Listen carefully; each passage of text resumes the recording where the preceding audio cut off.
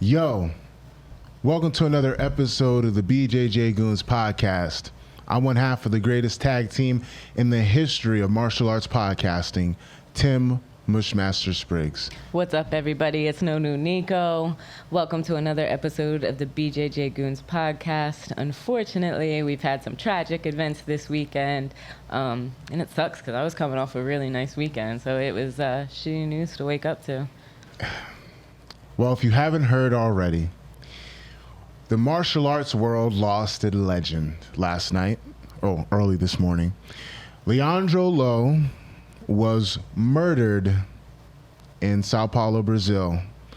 I'm pretty shocked. I think a lot of people are shocked.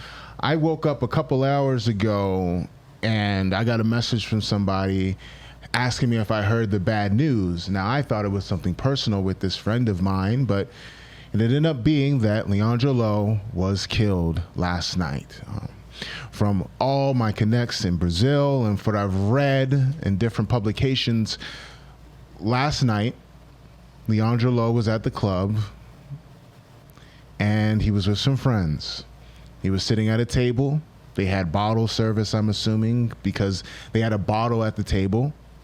And this gentleman, well, I'm not going to say gentleman, this asshole comes up to their table, steals a bottle. Leandro Lo has a verbal altercation with this asshole. They get into a scuffle. Of course, Leandro Lo takes him down, tells the guy, "Hey, are you done?" Dude says yes.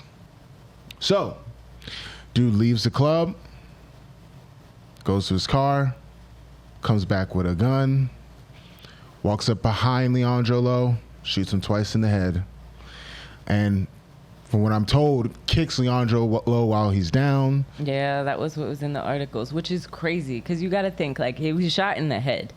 Like, he said it was shot twice. I'm not sure if both shots were in the head, but then when he goes down, you actually kick him in the head. Like, that's some crazy brutal shit.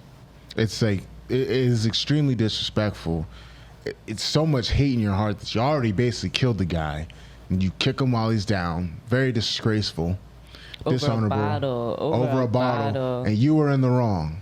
Like I say, Nico, some people just can't take an ass whooping no more. You know, nobody can take an ass whooping. I was hearing stories about this from like people from DC where they're having this issues where like, people were bumping into parties and then they got into a fight.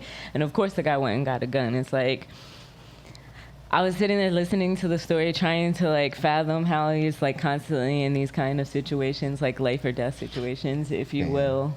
The fan? The fan? The fan's still on. I don't know. Should be good. Okay. Go ahead. I'm sorry.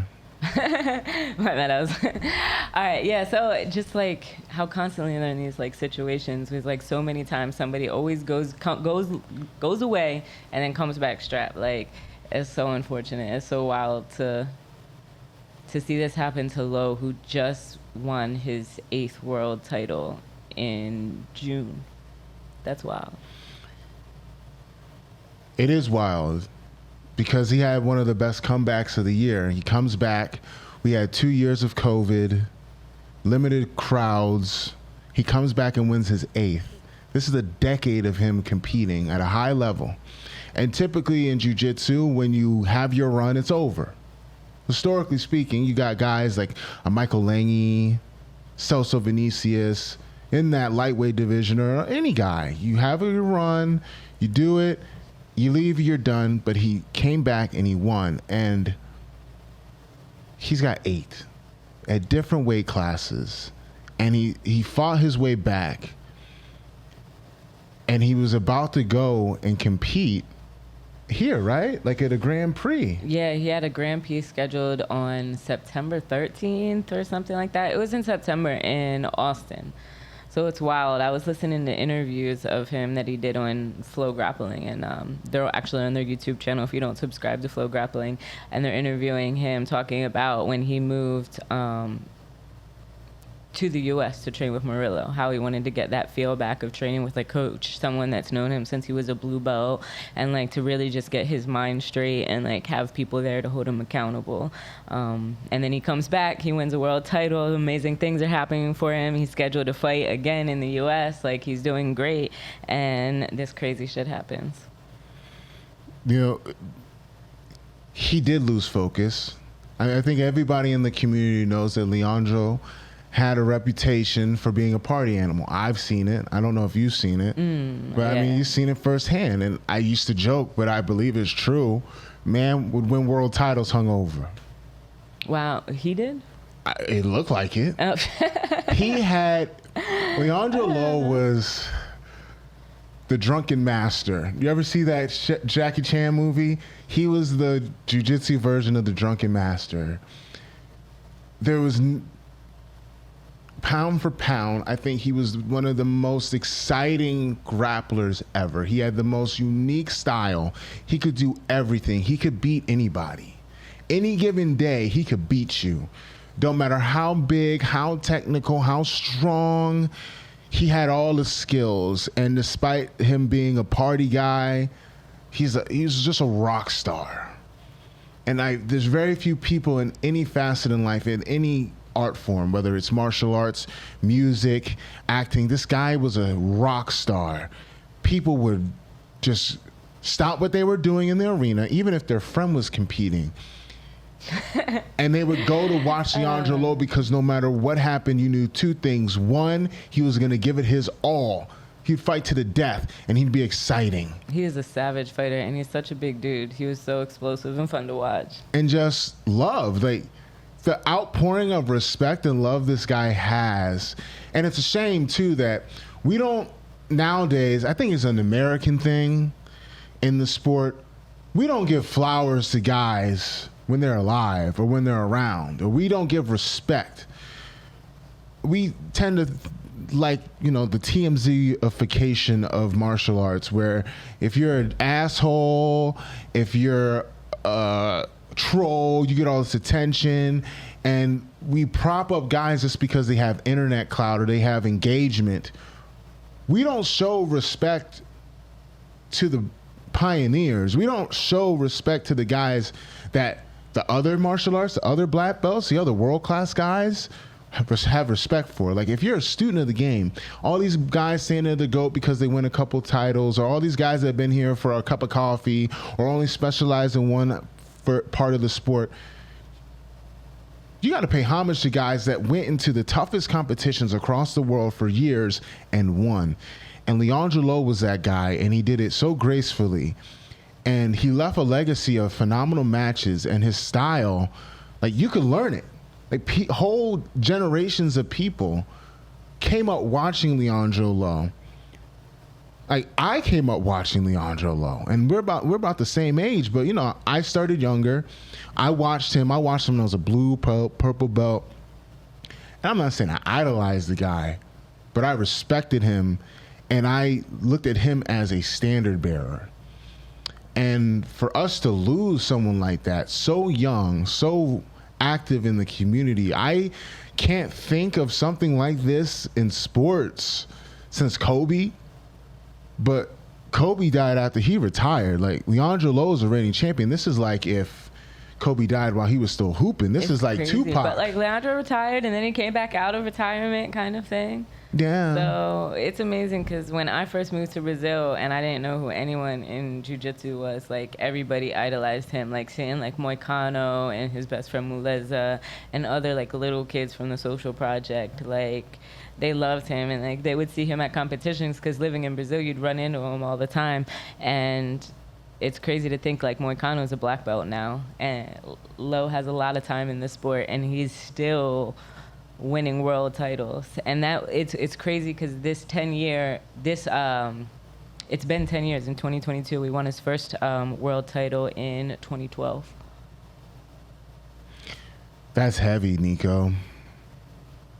That's heavy. I haven't lost too many peers in my life. Not people that I've been on the scene with. I'm not saying I knew them like that, but, you know, you're in the same competition scene. You're in that high level. Like, you know who these people are. You kind of come up studying them or interacting with them.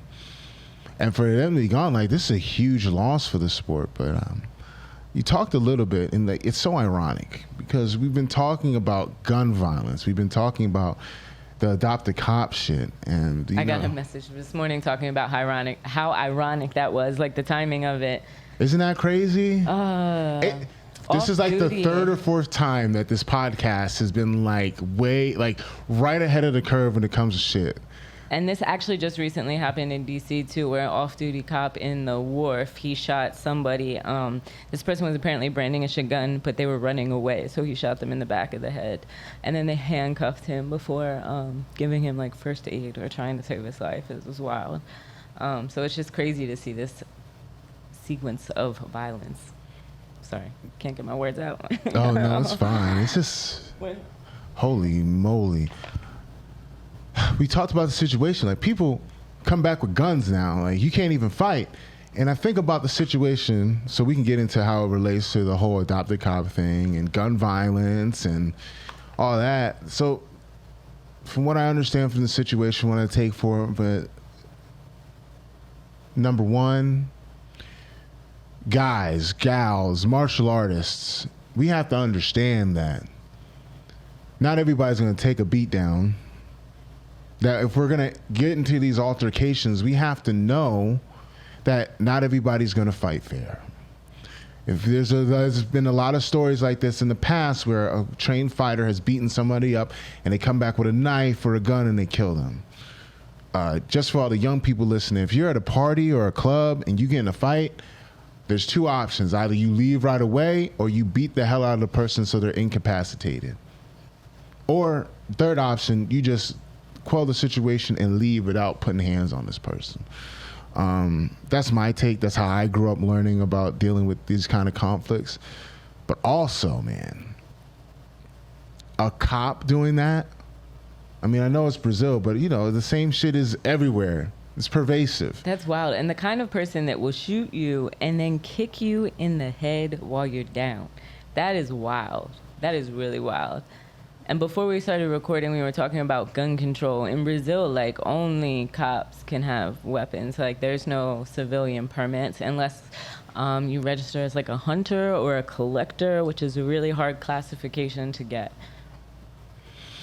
I was told a lot about police brutality through people that I spoke to today, and the way that police kind of have this, even here, license to kill, and they're above the law, and they feel like they're entitled. At least over there. I know there's versions of that here. And we talk about the adopt a cop programs. Interesting tweet from a buddy of mine, and it got me thinking. Now that it's come out that a cop killed Leandro Lo, off duty or not, you swear to uphold the law. We find out that one of our heroes in the sport, a legend, is murdered in cold blood by a police officer who felt that he was entitled to take someone's life, who had the ability to have a gun and was drunk as hell carrying a weapon. We have that same problem here, whether on duty or off duty, killing injudiciously. Will jiu-jitsu stop dick riding cops? Nico, your thoughts? No. Simple as that. Like, it's hard to change people's minds. I've gotten a lot of messages from our last episode. People have interesting insights, and people that are like, just support cops. They do it. They either have really strong reasons or they do it really blindly. So we see this kind of thing, and I was able to have some good conversations with people that asked me why, like, we don't support adopt the cops, and like, isn't it effective if they have more martial arts? And again, it's not about like cops not needing training. It's about, you know, the process in which they get training and how it being supervised. Like, so it's hard because we're not talking about abolish the police, but you definitely defund them. And this isn't necessarily an issue of like, are all cops bad, but like, where is like the psychological reviews or like accountability? To me, I think accountability is the biggest issue, and the dick riding negatively affects the amount of accountability. Because if you dick ride somebody, right or wrong or indifferent, you're just going to assume that they acted correctly and under any circumstance, and there's no critical thinking. And that's dangerous because these people have a license to kill. They have guns, they got support, and even if they do wrong, at worst, it's a slap in the wrist. 90% of the time, probably more. But go ahead. I'm sorry. No, I was just wondering. It's like, and the accountability. There's no body cams because I doubt they even have body cams in Brazil. And security footage. It's not like everybody has Ring cameras like they do here. People barely have like Wi-Fi, especially in bars and places like that. So I wonder if there is any footage of what happened and if that will be released because, that's got to be hard for his family. Yeah, you got to think about his family. They get a call early in the morning that he's in the hospital dead. Gone. I don't think it's going to change the adopt the cop bootlicking culture in jiu-jitsu because, as we said before, that's ingrained in the culture of jiu-jitsu all the way back in Brazil with the Gracies. And it would require self-reflection, which a lot of dick riders don't have. And, people don't really consider Leandro Lo to be a white guy. So, like a white dude getting shot by the police in this situation, an American maybe would have changed people's minds, but he's considered Brazilian. He's not considered American. He is a whitish Brazilian, but he did come from a social project. Like, he started training at the Cicero Costa social project, which is the same social project that our guest Talis Poncha started off at. My heart goes out to those guys. Like, how they look like they're heroes. Like, even his coach, Cicero Costa, like, this guy represented everything great about the come up in jiu-jitsu, like taking it back from just the rich kid sport. He's a kid that grew up in one of the greatest teams that was a social project that gave so many kids an opportunity, and he fought and made it to the top of the game, but he suffers the same fate as a lot of kids that grow up in those situations. And it's not even from the streets, it's from a cop. Yeah. And it breaks down to how even here we got to give these kids an opportunity to come out of these situations when you're dealing with living in the hood or the favela, the ghetto. You got to deal with police brutality. You're trying to fight to get away from that because my understanding, Brazil, police brutality is a real thing. The cops are like a gang in and of itself. All the time. Like, this isn't the first time that the cops have killed like a jiu-jitsu athlete. And a lot of times the killings will happen in like operations when the cops are on duty going into the favela, and it's just kind of reckless shooting and disregard for the community. And then Tim was asking before about like corrupt cops, and like militias also do exist, which is like cops. I don't know if they're former cops or active duty cops, but they kind of act as like community enforcers the same way as the drug dealers do it, and they kind of terrorize the communities. If that's your opinion or no, I know I sound like friendly drug dealers, I guess, but we're not going to promote that. That's like, they're very helpful for me for getting my way around the community. Yeah. But, like you have the militia that kind of do the same thing. So like the way some favelas are controlled by gangs, some favelas are also controlled by militia. And those are either like former cops or they're the military. So it's crazy because last weekend I've been doing a lot of shooting. Like I was saying, I was coming off a really good weekend, doing a lot of videography, doing a lot of work for people, especially like black organizations, trying to like uplift black voices in various different communities, even outside of jiu-jitsu. So last week was a Defend Black Women March for Marielle Franco in Brazil, and she is the face of my No Justice, No Peace collection, and she was a politician in Brazil. She was black, gay, favelada, and very outspoken, and she was gunned down by military police, again, off duty. So they caught the people that killed her, but not the people that like hired or paid for the hit. So this is definitely something that happens a lot, whether it just be like gang violence, militias, or political violence like you see in the movies. Whew. Yeah. Well, I don't really know what else to say about the situation because it's still so new, it's so fresh. But the martial arts community is hurting. There's a lot of negativity out there. But, we did get a nice little letter, a nice little care package. might cheer us up a little bit. And you've been holding that letter this whole This whole time I've been holding the letter. The whole episode. Yeah, man. I'm sorry. I just, we had a whole plan for this week, but this shit popped up, and it's only right that we talk about it.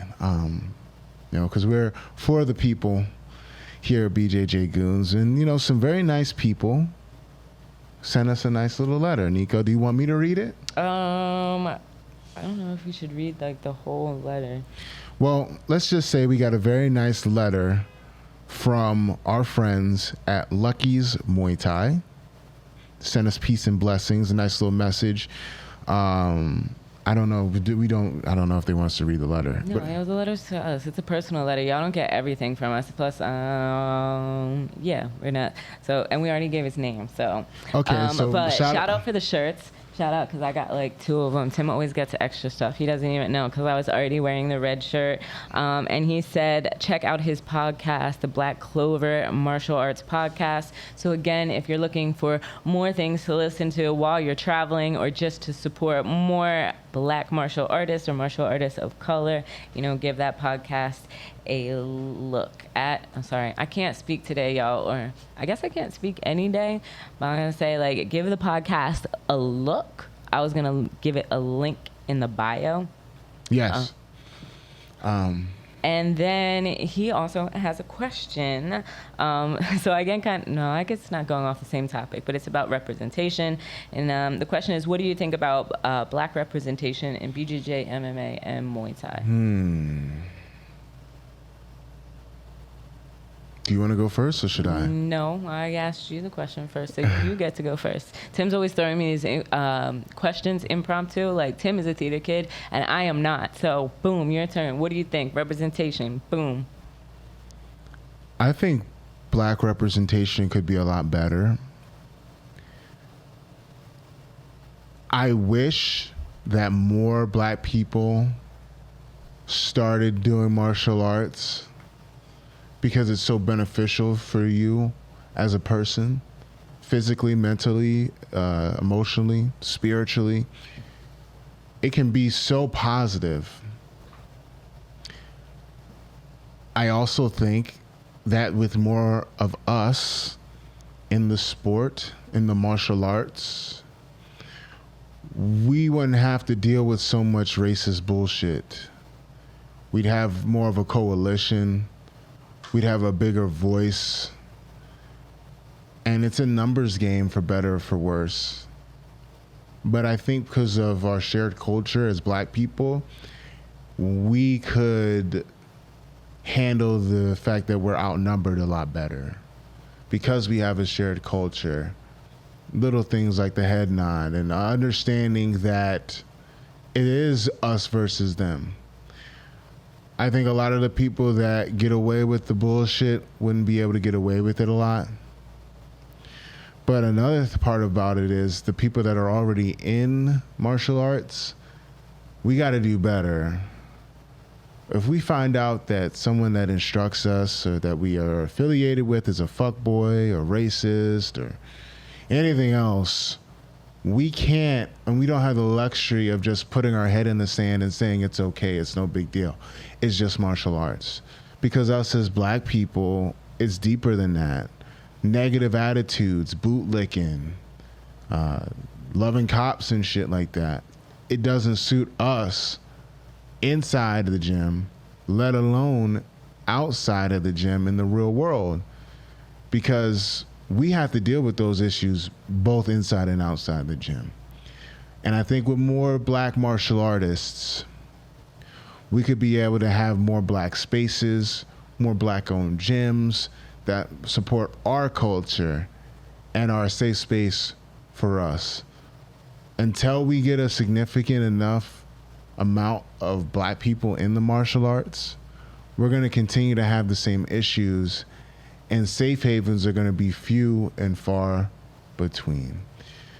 I am not someone that wants to be a coach, unfortunately. I'm kind of over being all in on martial arts, so I'm kind of speaking out of school. I'm being a hypocrite here. But I really think But does representation mean that you're coaching? Like, I think it's a huge part of it. Because if like you're a saying school you need like owner, more black teachers or more male teachers, there's definitely a lack of representation of minorities in every industry, I think. Except maybe the rap industry. I think that But at higher levels. if you're a coach, you can own a school.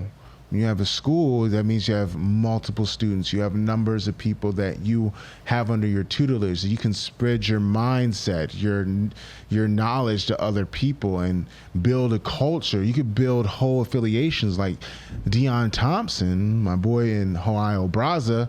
He has a gym and he has a mix of students, but he has set a tone and a safe space for black people and other people of color. But are the majority of his students people of color? Or is it just No, one it's in person that's the head Ohio. of the school? So like that's what I'm saying. But- It's not always about teaching, I don't feel. It's like about like you having your own representation or your own story and more people being able to stand up in that and what it is. Like But I think that a coach indicates that. He sets the tone for the culture. but not everybody can coach. And I say like it's like to give you flowers yeah. for what you do. I mean, because you as an athlete, like I don't think you can subtract anything away from you being like representative of the sport just because you don't want to teach. Like some people are bad teachers and they shouldn't teach, you know. Like Irvis Santos is a great example. Like he's a great athlete, but like I hear horrible stories of him teaching, bad representation. You know, I still think like athletes and, you know, even me, it's like I might not be a teacher. I'm a hell of a good journalist though, you know. I do like a lot to uphold representation and stuff like that. So I think you need to get, I don't know. I understand what you mean about teaching, but like unless you're building up like people that look just like you, is that helping with representation? Absolutely. When, even still, with Team Lloyd Irvin, you can look at her story and say whatever you want, but it's still one of the best teams. And we have a team full of majority black kids or people of color from places that aren't considered hotbeds of jiu-jitsu, and the whole world knows about it. The whole martial art knows. Like you put up that LI at a jiu-jitsu tournament, they see Lloyd Irvin, they have an image of their mind. And I tell the story before, I was at the World Jiu-Jitsu Expo 2019. I got a black kid from the UK coming up to me and saying he likes what I do and he likes Team Lloyd Irvin. That's incredible, and that's because we have a team. And we have to have athletes that excel, but when we're athletes that excel, we have to pay it forward somehow. And I think building a team is the easiest way for us to have representation. We need more content creators and, like you said, journalists. Building a community. I feel like building a community is like more apt. A team, yes, okay, because you need, I don't know, like, for example, I grew up in a primarily white area, so it's like you definitely not finding a lot of black people, and you might not find a black school owner.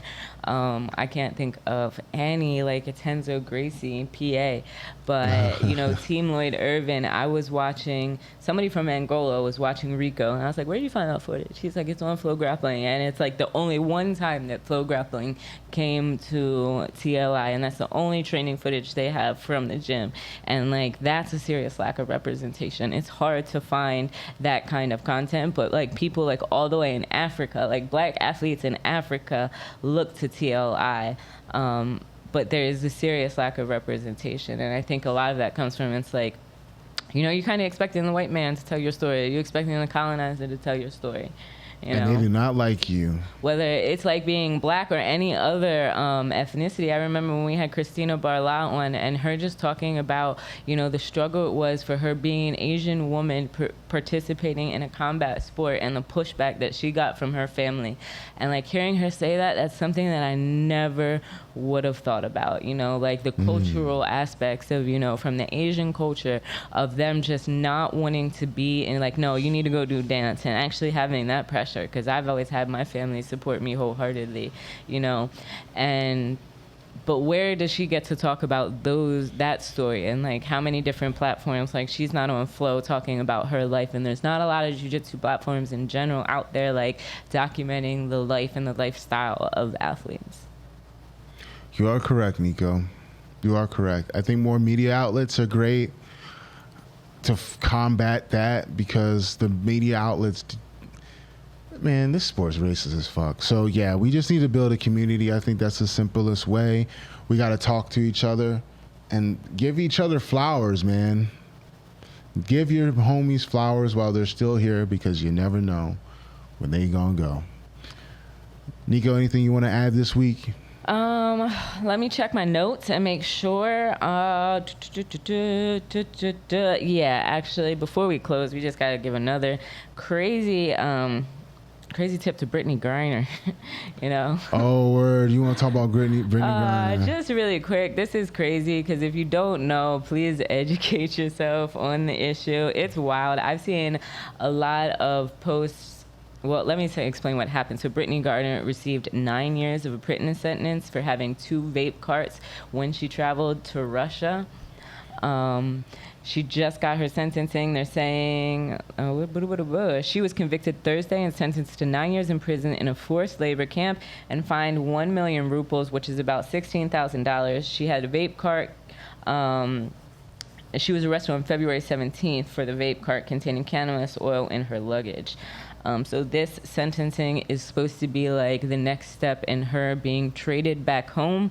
Apparently, they want to trade a convicted murderer, and somebody that was smuggling drugs. If you ever seen that movie Lord of War, I think that's the guy that they're trying to trade her for.